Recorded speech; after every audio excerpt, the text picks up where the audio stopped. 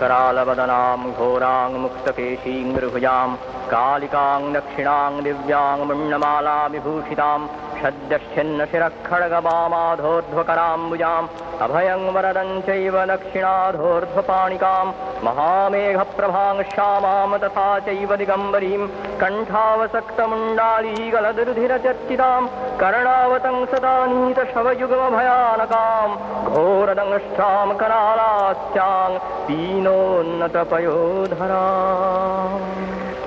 महामेघप्रभां श्यामां तथा चैव दिगम्बरीं कण्ठावसक्तमुण्डालीगलदुर्धिरचर्चितां कर्णावतंसदानीतशवयुगमभयानकां घोरदंष्ट्रां करालास्यां पीनोन्नतपयोधराम्